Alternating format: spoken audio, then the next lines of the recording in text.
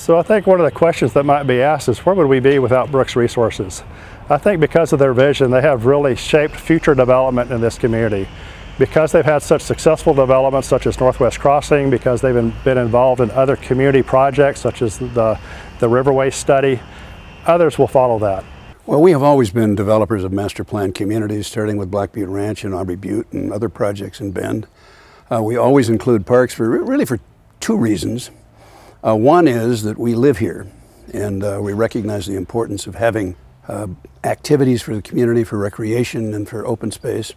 And it's something that we all enjoy and want to have. Secondly, and this is the less altruistic side, we think it's a very important thing to make our projects attractive to buyers who want to be there. So including parks happens to work both ways. Brooks Resources incorporates parks into our neighborhoods and our master plans of our communities because it's the right thing to do. We believe that our neighbors want to be outside, and we need to provide that space for them to enjoy it with family and friends. In order to understand Brooks Resources today, it's really important to understand that they're a byproduct of Brooks Scanlon. Brooks Scanlon was a lumber mill that had been in Bend 100 years ago. One of its predecessor companies gave the land for Shevlin Park. And over the years, we've cooperated, worked with, helped, supported the Park District, and they in turn have been supportive of us and have been one of the reasons that people are attracted to the community.